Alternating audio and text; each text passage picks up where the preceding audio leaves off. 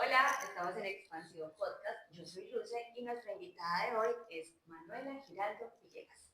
Manu, gracias por estar aquí. Muchísimas gracias por aceptar la invitación. Con mucho gusto. Cuéntanos un poquito de ti, tu experiencia, tu vida laboral, a qué te dedicas ahora, lo que nos quieras compartir.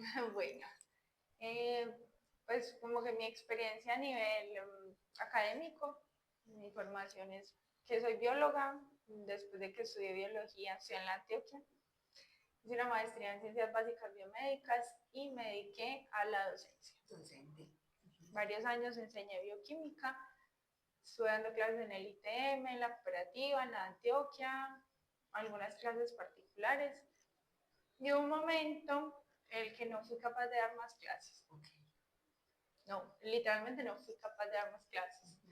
No fue una decisión como, ay no, es que ya me cansé, ya no quiero, no fui capaz. Entonces me retiré y empecé a explorar otras áreas de mi vida con otros, digamos, talentos que sé que tengo. Exploré la cocina, me encanta como el, no sé, como la línea de hacer cosas a partir de granos. Entonces el hummus, las tortas de lentejas, esas cosas, que esas hasta ahí van mis Confirmo que recetas. son deliciosas. Ahorita hablamos de los talentos de Manu. Exploré la cocina un tiempo y ahora reconectándome con unas experiencias que viví también cuando era profe, me di la oportunidad de empezar a hacer un diplomado en psicología dinámica. Por supuesto, es un diplomado que es para psicólogos graduados, pero como parte de mi terapia, la profesora que da el diplomado me permitió asistir. ¡Wow! ¡Qué genial! Y estoy explorando esa área porque me gustaría estudiar psicología. ¡Qué lindo! Y bueno, ahí va pues como mi experiencia y mi formación. Está bien, gracias Manu. El tema de hoy es el duelo. Vamos a hablar del duelo. Es un tema difícil y es un tema que cuando llegó a mi cabeza y a mi radar, yo dije, wow, alguien quiere hablar del duelo. Y de una me puse proactiva a contactar a Manu y a conocerlos porque no la conocía. Les cuento cómo la conocí en el intro. Y Manu nos va a hablar desde su pérdida, desde su experiencia. Manu, gracias por abrir tu corazón hoy aquí con nosotros. Cuéntanos en este camino del duelo, ¿cuál dirías que ha sido la lección más inesperada que has aprendido sobre ti misma? Yo creo que lo más inesperado era que yo no me conocía nada, nada, la verdad. Yo como que no sabía ni dónde estaba parada. Creo que es eso. Wow, ok. Normalmente es muy difícil hablar del duelo. Nosotros lo hablábamos cuando nos conocimos y dijimos, es que del duelo no se habla, del duelo todos nos quedamos calladitos, ¿cierto? Entonces, ¿qué te impulsó a ti a querer compartir tu experiencia, incluso cuando sabías que este tema iba a ser doloroso compartirlo, volverlo a revivir? Bueno, Luce, cuando mi mamá se murió en el 2021, yo necesité escuchar historias, leer, no sé, procesos, definiciones de qué es el duelo, cómo pasa la muerte, cómo la gente comprende qué significa una muerte en todos los aspectos de la vida, porque es que una muerte tiene un montón de enfoques. Entonces, una muerte desde lo ser biológico, que para su función, de la descomposición, es una muerte implica un montón de desacomodos en todos los aspectos de la vida de uno. Entonces yo empecé como, bueno, listo, mi formación es como bióloga, entonces lo primero que yo hice fue sentarme a escribir qué significa la muerte desde lo biológico. Fue lo que fui capaz de coger. Porque cuando yo veía a mi mamá muerta, ella le dio un infarto, yo veía sus codos morados. Ella estaba acostada y los codos se veían morados, como que la sangre ya se acumuló y entonces cambia el color. En fin, no nos vamos a detener en eso. Pero eso fue lo primero que mi cabeza entendió, como bueno, este asunto biológicamente no está funcionando. Hasta ahí fui capaz de llegar en un principio, pero yo dije, necesito más, esto es una cosa que yo no soy capaz de asimilar y empecé a buscar textos. Me encontré con un conversatorio muy hermoso que hubo, pero ya ni me acuerdo dónde, lo que recuerdo es que en ese conversatorio estaba Piedad Bonet. Okay. Y Piedad Bonet escribió un libro, yo entiendo que fue a raíz del suicidio de su hijo, que se llama Lo que no tiene nombre. Entonces leí a Piedad Bonet y eso me dio como otra luz. Entonces primero fue el enfoque desde lo biológico, eso muere porque este cuerpo deja de funcionar, Este tema de la escritura, porque tuve un impulso extraño por escribir. O sea, yo todos los días me sentaba como a contarle a mi mamá lo que estaba sintiendo. Yo no sé por qué. No sé, simplemente tenía la necesidad. Okay. Era como una forma de seguir como en contacto con ella. Tal vez, y de expresar, porque era como, ¿yo qué hago con esto que estoy sintiendo? Pero entonces cuando leí a Piedad Bonet, entendí que efectivamente a través de ese lenguaje y de la escritura y de poner en un papel, pues obviamente puedo estar maltratando definiciones y me disculpan. Cuando yo pongo eso en un papel, puedo verlo como cuando uno dice vamos a ver la situación desde afuera. Entonces empecé como a procesar un poquito más. Hacer como el papel de observador. Sí, como a ponerse en el lugar del observador y decir, ah, bueno, pasó esto, entonces esto significa esto, y lo que yo estoy sintiendo es esto, esto y esto. Pues, a ver, una cosa es saber usted qué está sintiendo, otra muy distinta es que usted sepa qué va a hacer con eso que está sintiendo, ¿cierto? Porque no tiene nada que ver. De la teoría a la práctica. Ajá. Entonces, listo, esa fue como la segunda aproximación. Y luego fue como, bueno, ahora con mi mente tan académica, vamos a estudiar qué es el duelo, cómo son las etapas del duelo, esto qué significa, yo en cuál estaré. ¿En qué nivel voy? Pues sí, esto cuando se va a acabar. Esto cuando termina. Claro, porque entonces uno es como, pero ando de manas, pues, y yo digo vuelta nada, entonces ¿para cuándo? En fin, pues, empecé como a leer y seguí escribiendo, empecé a articular como un texto que a propósito no sé qué se me hizo, lo perdí. Oh, wow. Pues hasta ahora sigue perdido. No sé si en un momento de rabia lo borré de mis archivos o qué me pasó. Como quien dice, ya no quiero dar más de esta mierda, este dolor tan horrible. Chao. Te vas. Pero escribí muchísimo, algo así como una revisión de temas sobre el duelo. Muy ñoña y a la vez... Pero muy real. Muy real porque era mi recurso. Buscando como, bueno, si yo me leo bastantes cosas, voy a resolver esto así. voy a resolver este misterio del dolor profundo. Ajá. No, pues no, obvio no. Uh-huh. Entonces, bueno, es que ahora me da mucha risa. Maravilloso. Porque claro, yo juraba pues que si yo leía más e indagaba más iba a ser más fácil. Sí, pero no. Uh-huh.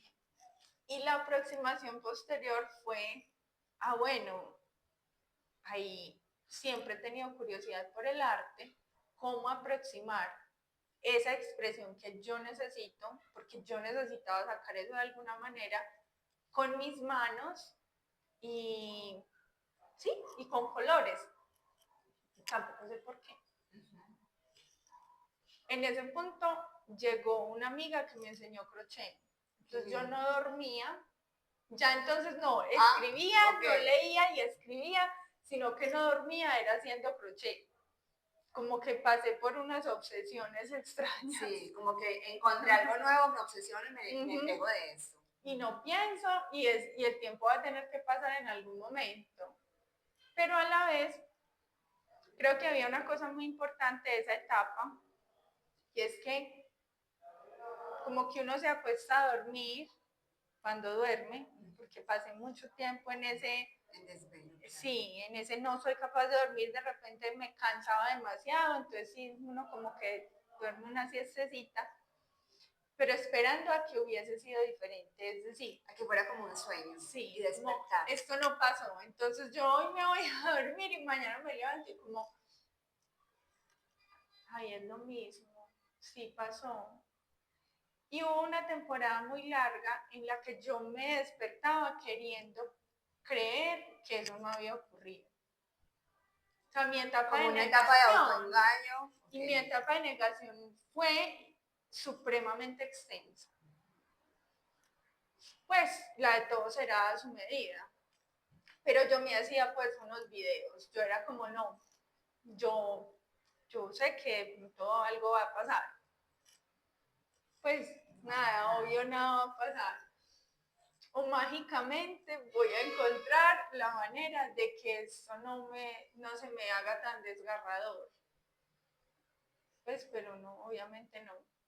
Entonces, de esa manera como que transitó toda esa primera etapa, en esa negación, en ese ocupar el tiempo de manera extraña, pero pues Eran realmente como herramientas que te iban apareciendo y vos ibas utilizando según te fueran sí, apareciendo. explorando. O sea, primero me agarré de lo que yo más conocía.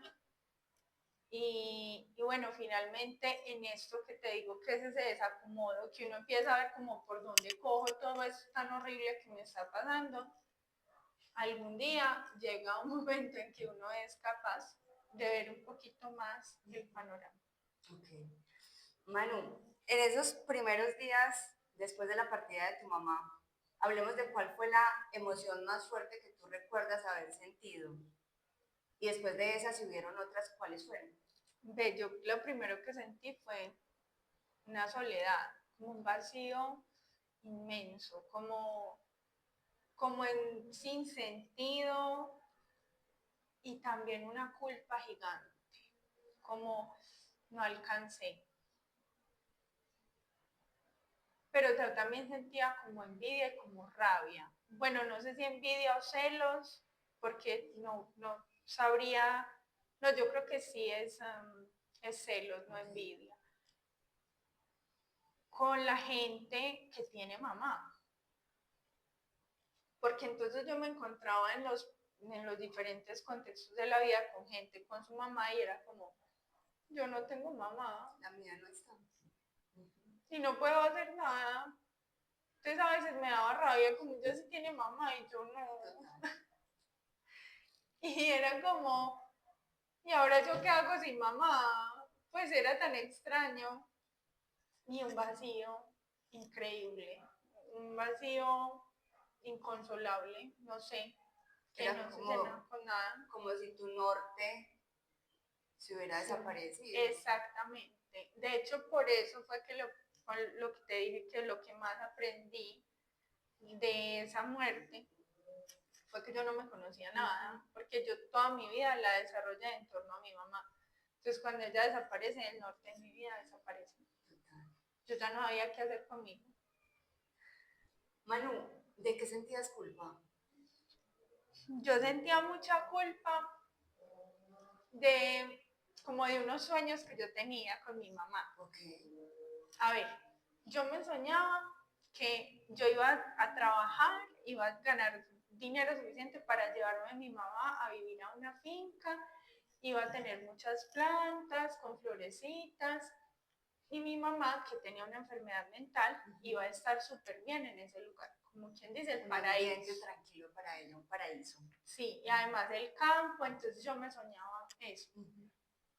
Y cuando mi mamá se muere, yo me quedé como, no alcancé, o sea, no alcancé y como que yo trabajé tan duro y corrí tanto, pero no alcancé, Luce. O sea, era horrible esa sensación de no lo hice bien, debía haber estudiado mejor, debía haber trabajado más, debía haber dormido menos, no lo sé. Pues como no alcancé. Era una culpa increíble. Claro. Ese autorreproche de Claro. hubiera podido hacer más, pero no alcancé. Y sobre todo pensaba en eso. Como no le logré dar esa casita en el campo con esas florecitas para que tuviese una vejez tranquila, aunque ella sí tuvo pues una vejez tranquila, después uno, digamos, analiza y se da cuenta que la realidad pues no era así tan trágica, pero en ese momento era esa culpa increíble, como no la cuidé bien, no alcancé, no hice lo suficiente, debía haber trabajado más, no sé, debía haber hecho más, y como de insuficiencia. Como si uno tuviese el poder de mover los tiempos en que el uno o el otro va a morir. Pues yo sé que no, ya yo entiendo que ya uno lo entiende. en el momento era como, es que yo no hice, es que me faltó, ¿verdad? Pudo haber estado viendo en la finca, de todas maneras le iba a dar un infarto, pues. Y también a raíz de eso es como, sabes que nunca es suficiente tiempo con nadie. Porque a veces es como esa culpa, yo digo, es que si hubiese tenido 5 años más, no, es que ni 5, ni 2, ni 10, ni 100. Porque es que uno nunca, nunca va a estar listo para despedirse de su mamá. Pues para decir que, no, listo, me voy a hacer para mañana, todo bien. No. Eso no va a pasar. No es así, no Eso funciona no así. Sí. Manu, a lo largo de este proceso, ¿qué herramientas has encontrado tú que te han ayudado a transitar el duelo? Muchas. Ok. Bueno, tal vez cuando hable de herramientas, creo que es importante hablar de 2 terapeutas fundamentales, que han sido una terapeuta holística, que es Nati Merizalde, y mi psicóloga, que es Melisa de Casa Adentro. O sea, ellas dos han sido como los pilares que me han ayudado como a caminarme esta ruta. Que sí, uno es el que camina, pero ellas me han ayudado a sostener. Van como trazando una ruta, por decirlo así. Le ayudan a uno. Pues no voy a decir que mi pareja no, porque, bueno, de pronto entonces voy a hablar de Natalia, terapeuta holística, Melisa, la psicóloga, Sander, mi pareja. Seguro van a tomar mucho lugar. Sí. Pero entonces yo no voy a decir que Sander no fue fundamental, porque claro, con quien es que lloraba todos los días y todas las noches. Pero sin esa orientación de Nati y de Melisa, yo no hubiese sido capaz. Hay gente que sí, yo evidentemente no. Tú me decías algo muy bonito cuando nos conocimos, y es que ahora, 4 años después, ya las terapias no son tan recurrentes. Ajá. Ya son más espaciadas. Claro, yo no era capaz de... A ver, yo empecé... Es que yo estuve como 6 meses sin terapia, porque yo tampoco era como consciente de que yo necesitaba ese apoyo. Yo se había hecho uno que otro taller como de amor propio con Natalia, cosas así. Sí. Pero yo no me había dado cuenta que tanta ayuda necesitaba. O sea, yo estaba en la changa. De verdad, yo necesitaba acompañamiento. Entonces esos 6 meses fueron como muy zombie. De verdad, yo ni siquiera tengo mucha memoria de esa temporada. Sin rumbo, lo que hablábamos ahorita, sí. Habías perdido tu norte. Sin tiempo, sin rumbo, yo no sé. No, pues ahí está, Sander. Me cuidó, me acompañó como a las necesidades básicas, porque eso se me perdió mucho. Okay. Pero después de ese tiempo fue que empecé la terapia con Nati. Hice un curso con ella que se llama Maestría del Ser. Y esa fue la primera aproximación a la terapia.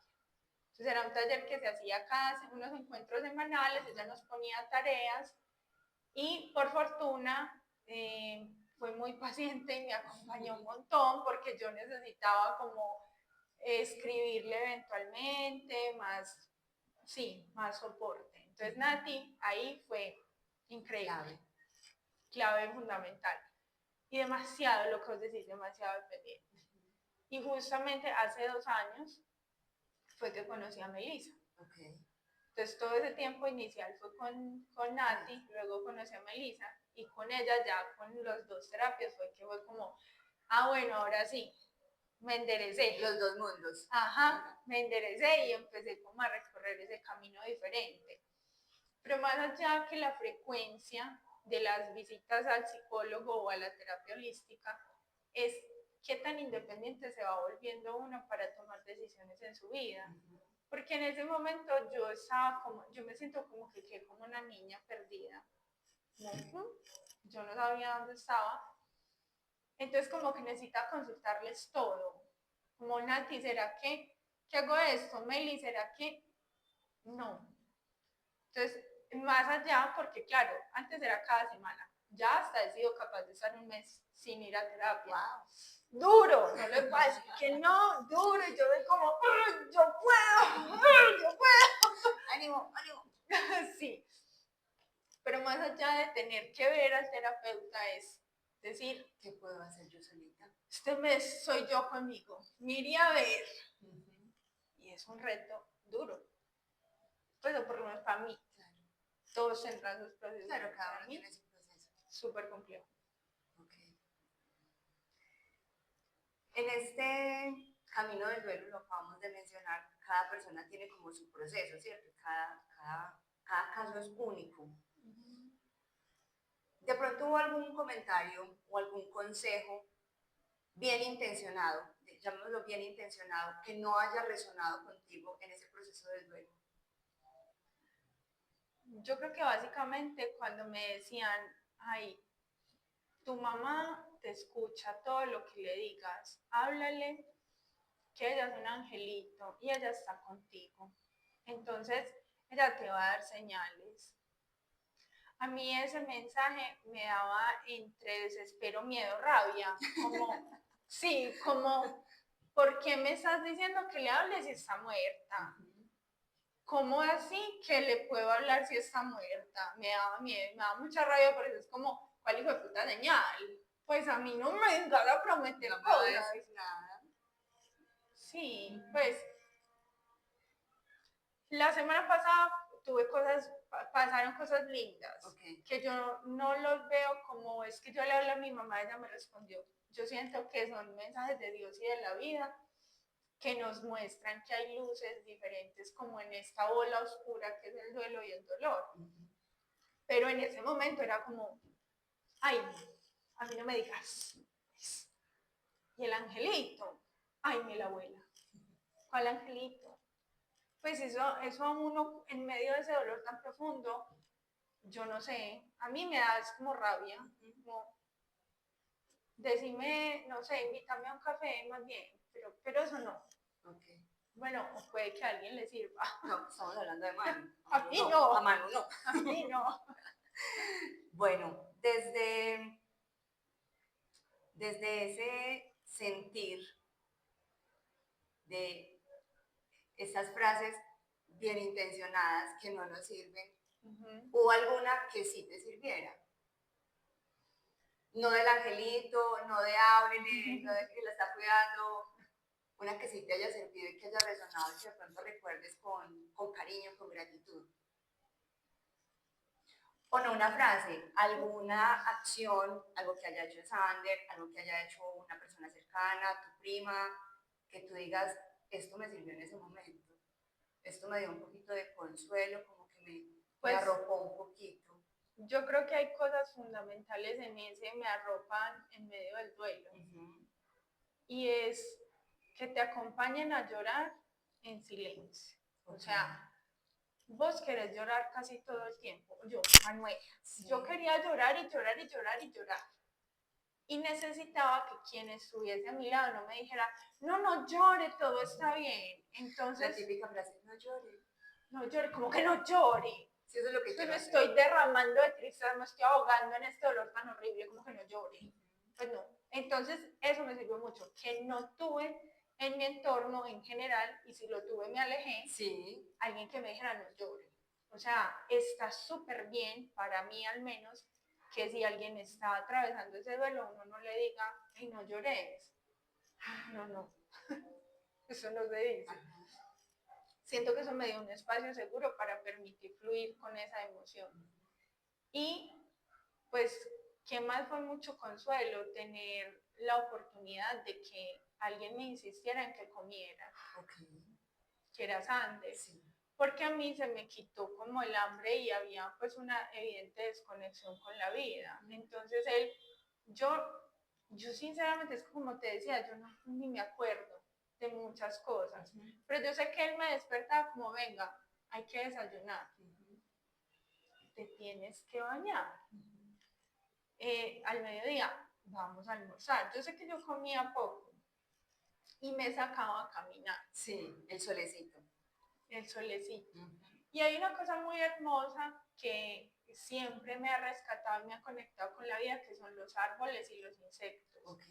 Entonces, cuando él me insistía en ese salir a caminar, los árboles tomaban ese protagonismo tan maravilloso. Entonces yo lo que hacía era recoger hojas del piso.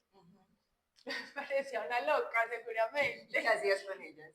¿Las llevabas a casa? Las llevaba para mi casa, las ponía en la mesa o flores y les Sí. tomaba fotos. Ok.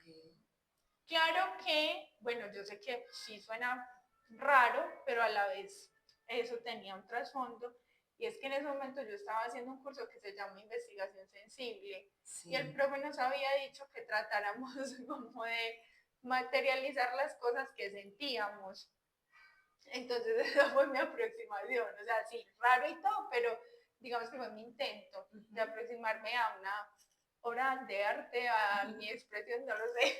Eso fue lo que fui capaz de hacer, pues como en medio de ese dolor y en medio de la belleza que puedo ver yo en los árboles.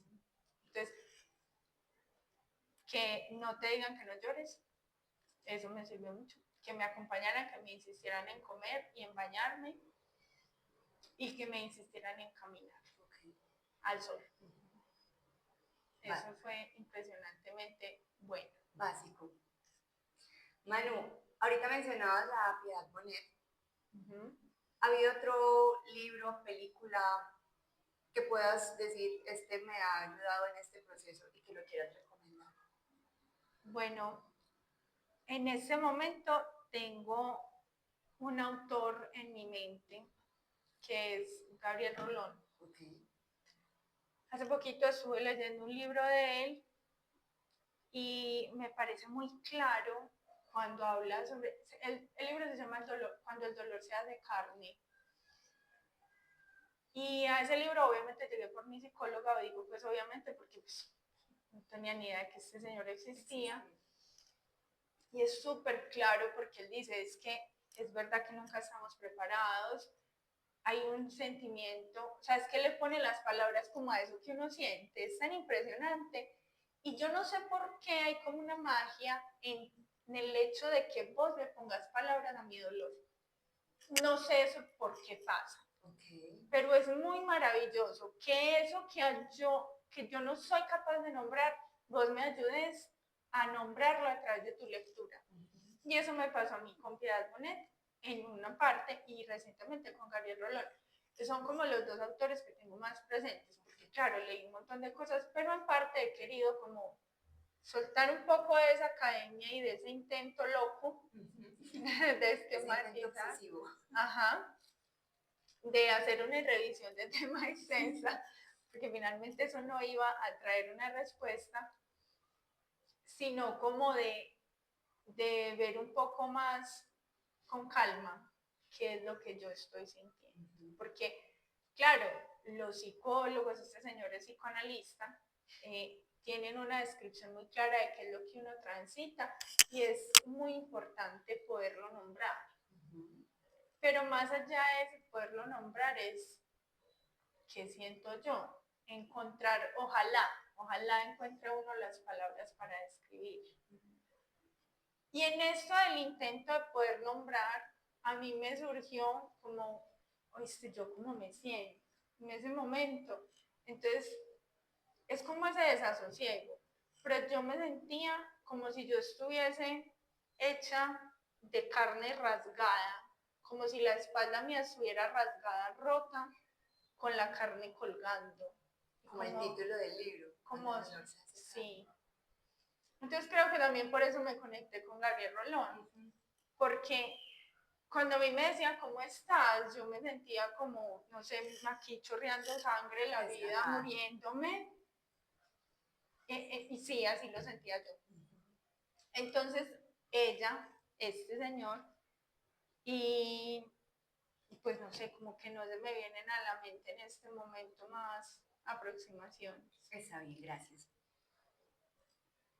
Muchas veces las personas encuentran formas de transitar su dolor y de mantener esa memoria viva. Antes de que empezáramos el podcast, yo le compartí a Manu dos experiencias cercanas de dos amigos míos que habían tenido un duelo y lo habían transitado de X forma. ¿Tú qué forma has encontrado de tener esa memoria de tu mamá? Bueno, yo creo que hay varias cosas que yo recuerdo de mi mamá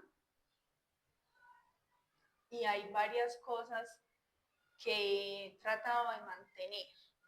Por ejemplo, mi mamá me hacía hojuelas. Ay, qué rico. Y hay una cosa particular y es que, pues, yo hago hojuelas eventualmente cuando estoy como extrañándola, como que son pedazos que uno tiene del otro así él no esté. Entonces la cocina ha sido esa herramienta, hacer hojuelas. Hay una cosa particular en esto de las hojuelas, es que yo no tengo la receta. La receta está en mi cabeza. Está en tu ADN. Y en mi corazón, sí, es como, ¿cuánto? Tanto. Una pizca.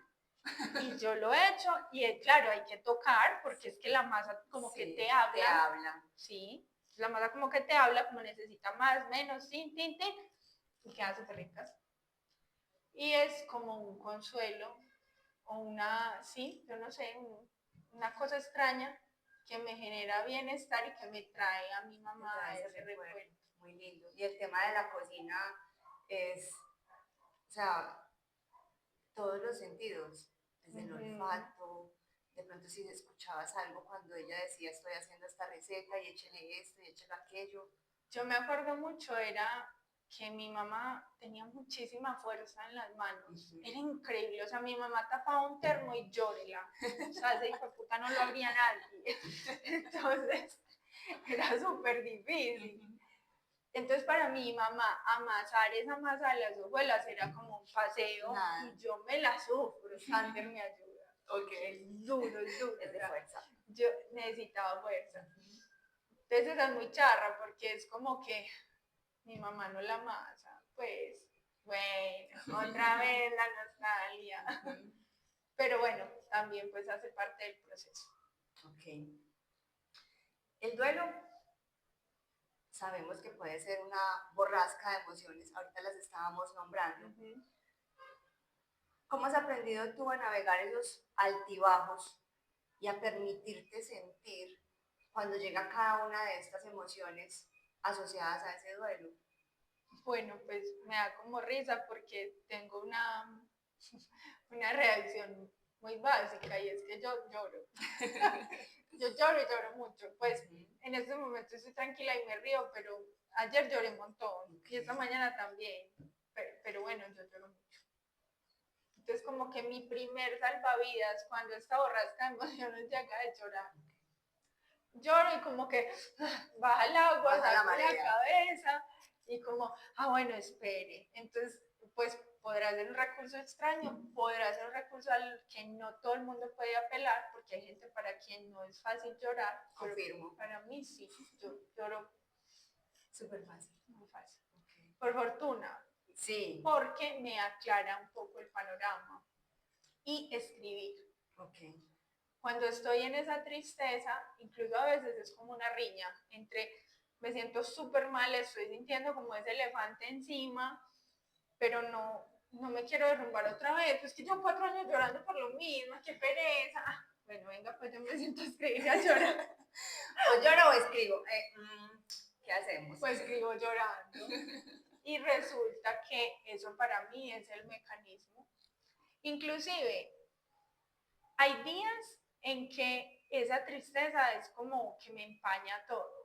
Pero si yo como que me miro, me analizo y me siento ese ratito, a escribir y a llorar pueden ser 10 minutos, 15. Ya, el panorama se aclara y el resto de mi día fluye a la perfección. O sea, salió el sol ya después de esa llorada.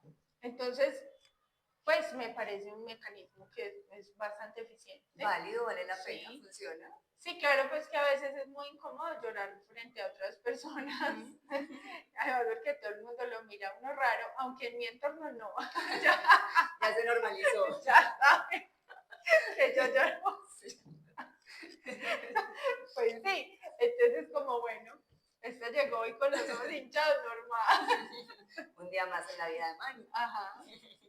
Ok.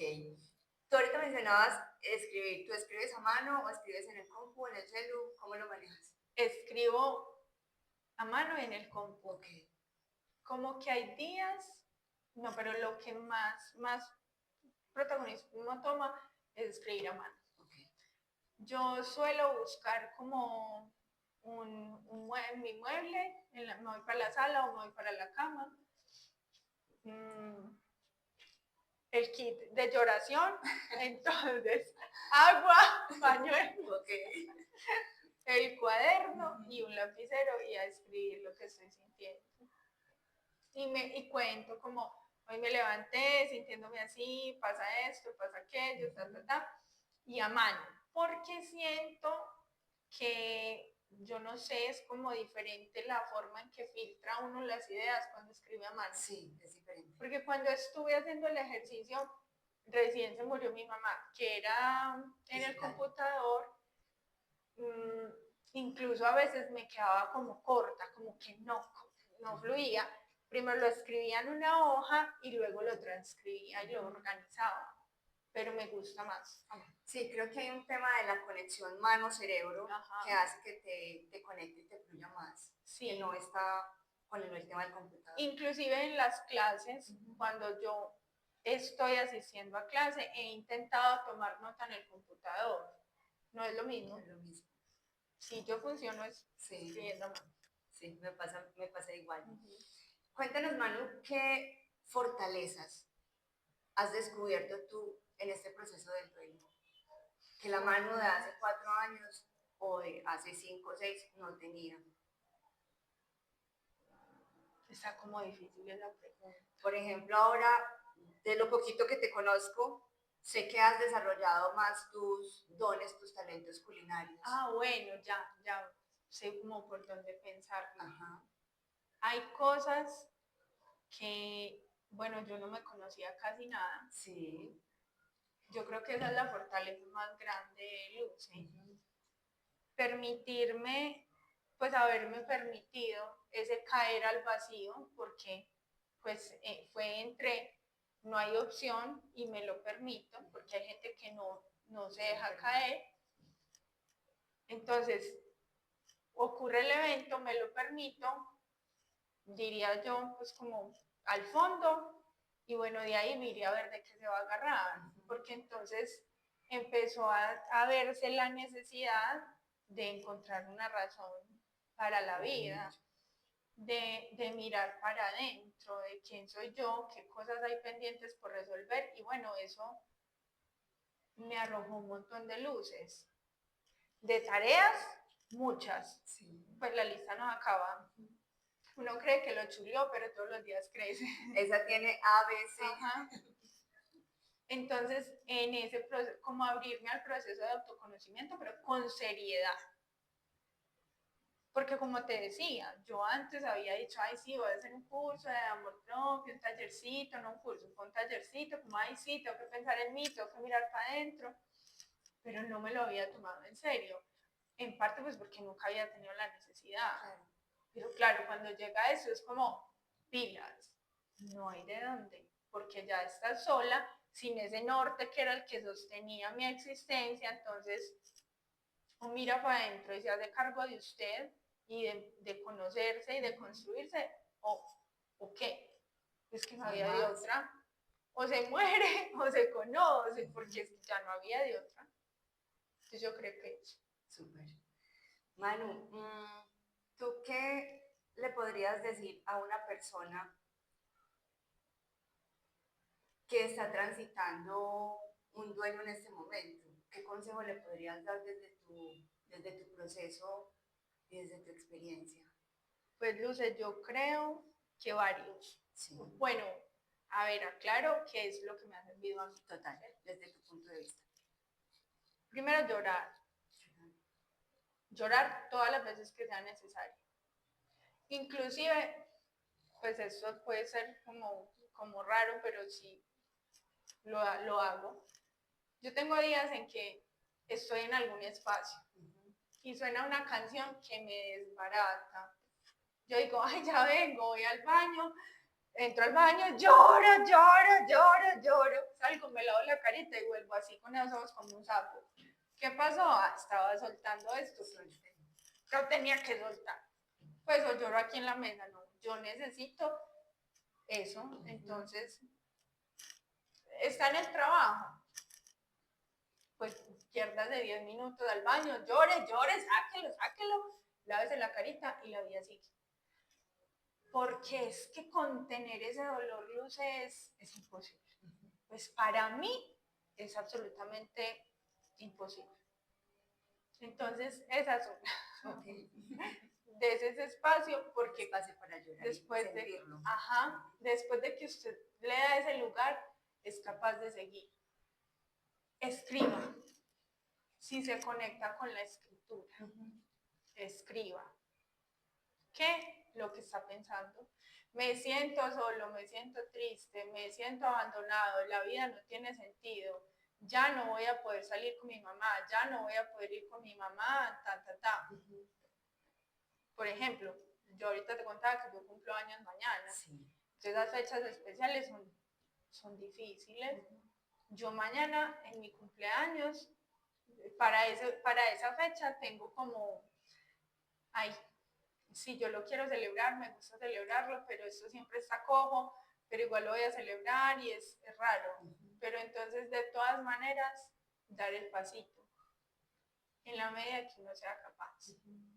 Hay otra cosa que a mí me funcionó mucho y es aproximarse a los espacios donde haya respeto por tu proceso y por tu dolor. Okay. Uno no se puede alejar del mundo entero y hay espacios que sí o sí tiene que frecuentar. Sí. Pero también hay espacios a los que uno puede renunciar de manera temporal. Sí. Entonces hay amigas... Como tema de autoprotección. Eso.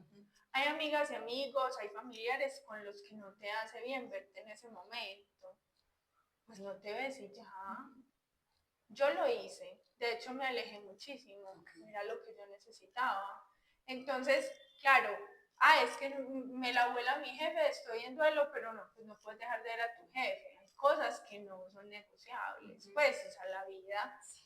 Pero a lo que sí puedo, entonces, no me expongo a eso. Creo que también bajarle a cierto nivel de autoexigencia, porque entonces es como, estoy triste, pero tengo que mantener la casa perfecta, la ropa perfecta, tengo que ir al gimnasio, que pues yo no sé, como, cójala suave. Lo que acabo de pasar, o por lo menos en mi caso, era como el mundo se le vino abajo. Pues qué más puede hacer, mucha gracia es que yo lograra comer, bañarme y salir a caminar y medio cumplir con mi trabajo. Pues que en ese momento, por fortuna, yo estaba con unas clases virtuales. Entonces tuve pues esa ventaja, pero tomar distancia si es necesario, reducir esos compromisos y esas exigencias innecesarias y entender que eso es temporal. Pues porque a veces también es como, es que no puedo renunciar a esto porque entonces, no, es que no me puedo desvincular. Sí, usted se puede desvincular. Sí, pues, no pasa nada. Pues un tiempo está bien.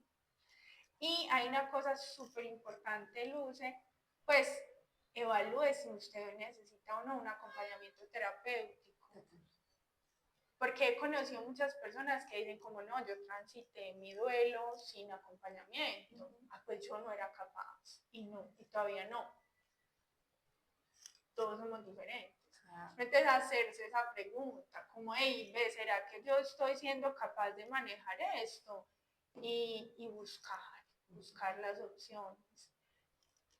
Creo que ahí por último, como en recomendaciones, sería en ese aislarse, si bien es necesario de los ambientes porque uno se tiene que proteger un poco, yo diría salir un poquito a la naturaleza, por lo menos por mi experiencia de los árboles, de las hojas, para mí eso tiene magia. O acercarse a lo que tenga magia para usted. Ok, qué lindo eso, man. Si es música, si es arte, son los perros, no sé. Eso es un poder extraño que tienen esas cosas frente a uno.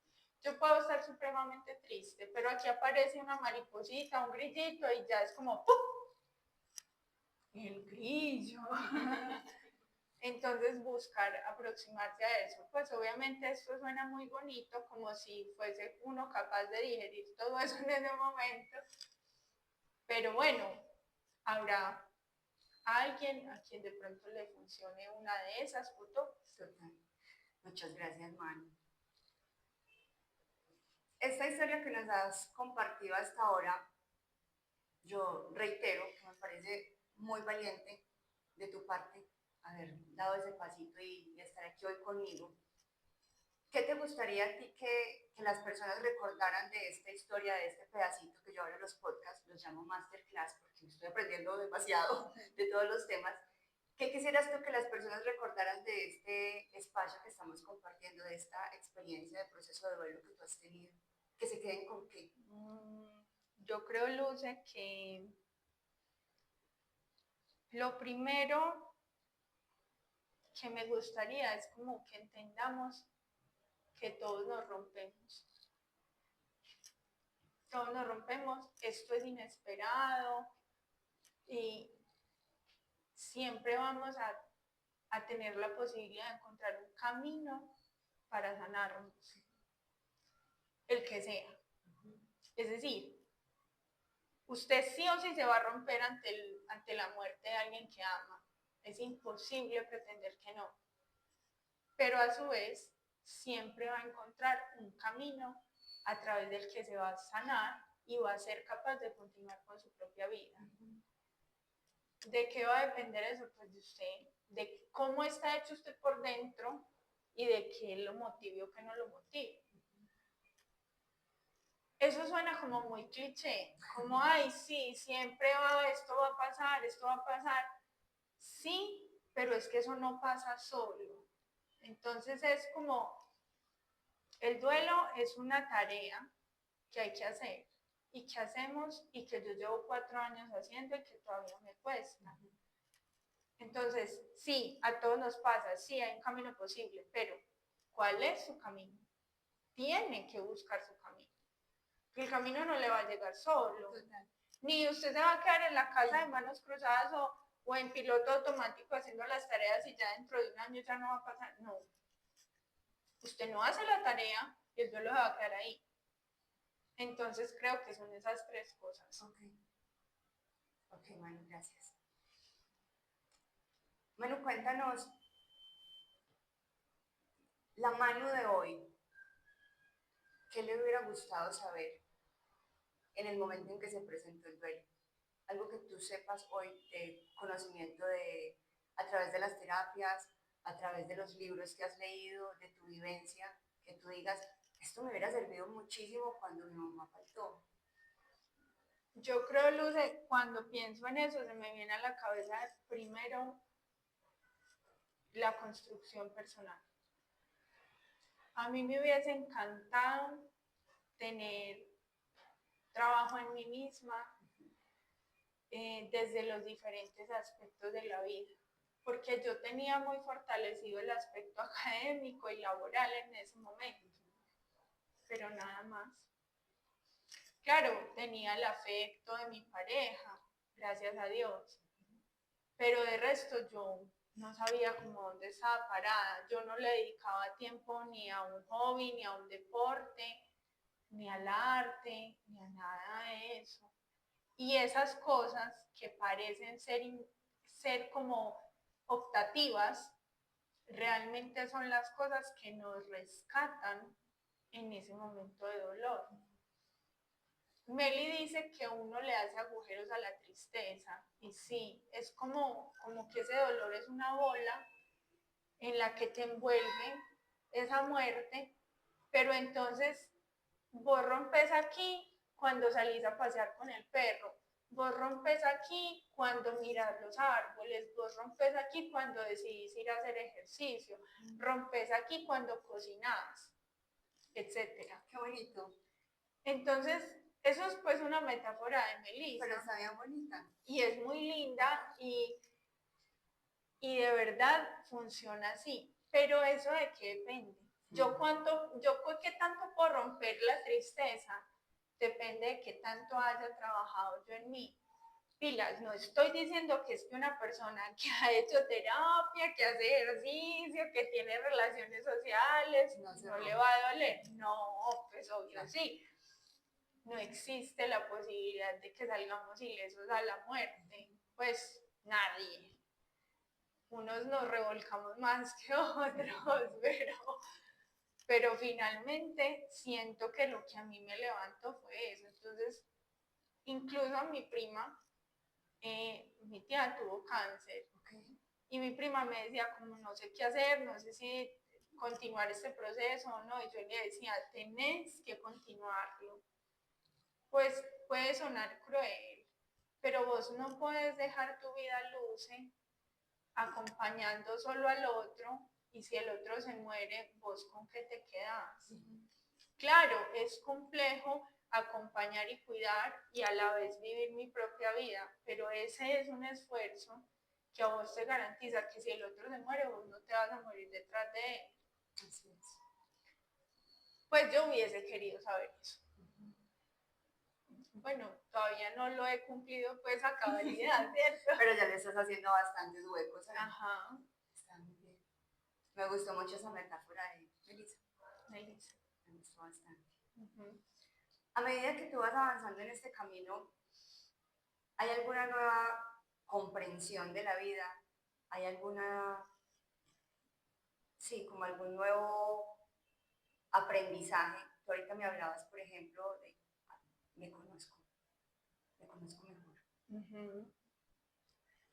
Pues yo creo que en mi, como en ese proceso de autoconocimiento, me he dado cuenta de varias cosas muy importantes. Primero, que si bien yo soy sociable y me encanta conversar, yo necesito soledad, pero yo no sabía vivir esa soledad.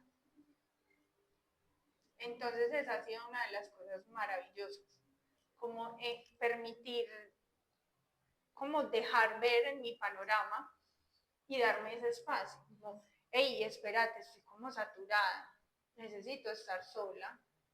Entonces sacar espacios para estar sola, los que uno pueda, ¿cierto? Porque es más fácil decir que yo, que vivo con mi pareja y sin hijos, tengo tiempo claro, sola. Puedes sacar esos espacios, te los puedes permitir más fácil. Ajá. Y también creo, Luce,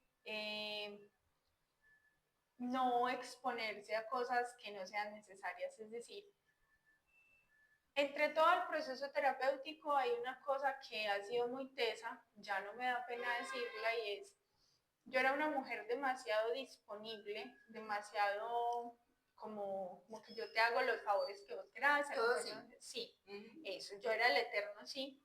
Y ese eterno sí enmascaraba en mí un ánimo profundo de aceptación y cariño. Okay. Y pues es muy triste, pero qué interesante que ya ahora lo sé y ahora no le digo sí a todo. Y ahora no estoy buscando de manera desesperada la aceptación y el cariño. No va a decir, pues que no me importa, obvio me duele pues el rechazo, sí. No pues de piedra.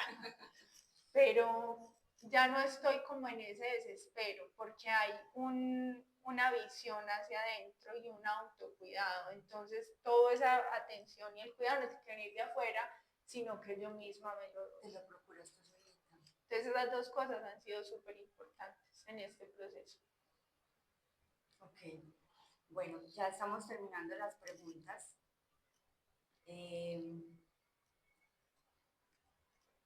Hablemos de esos dones, de esos talentos con los que tú te estás encontrando hoy, que también han sido parte como de esas herramientas que te han servido para el proceso.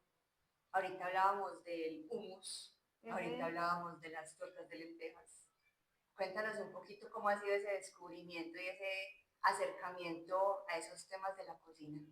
Bueno, pues a mí siempre me ha gustado cocinar. Sí. Me gusta comer rico y me gusta como la comida de colores. Okay. Sí, a mí no me gusta una comida como toda blanca o toda café o toda verde, no. Me gusta la comida de colores. Sí. Me encantan los colores. Entonces, en principio yo lo que hice en mi vida fue cocinar para los que vivían conmigo. En una época pues para mi mamá y mi hermano, y pues en otra para un amigo con el que viví, ahora pues para mi pareja y para mí, pero como que yo nunca había pensado que esa comida que yo hacía podría, digamos, estandarizar recetas de cosas que yo hacía en mi cotidianidad, porque pues para mí era como paisaje. Entonces eso es lo de descubrir los dones. Por ejemplo, cuando yo vivía con un amigo, él me decía, ay, esos patacones que vos haces están ricos, ¿vos por qué no vendes eso? Y yo era como, ¿en serio? Pues en serio eso se puede hacer. Patacones ahí todos normalitos, ¿qué hago yo? Pues a mí me parecía muy normal, eso realmente no. Después era que me decían como, parce, es que probar los patacones de allí o de allí, no, no, a mí ya solo me gustan mis patacones. Y me pasó con el hummus y con las tortas de lentejas. Yo creo que yo probé el hummus por un compañero de la universidad, Camilo. Camilo hacía hummus y vendía. Gracias, Camilo. Camilo hacía hummus y vendía, pero yo decía como, este hummus está muy rico, pero yo quisiera que fuera como un poquito más así, un poquito más así. Y resulté ajustando la receta que a mí me gustara, porque a mí me encanta el limón, entonces le subí el limón, le cambié pues como cosas. Hice un hummus que me encanta y empecé a compartirlo con mis amigos en reuniones y de pronto como, ay, ¿por qué no vendes esto? Vuelve y juega. Delicioso, sí.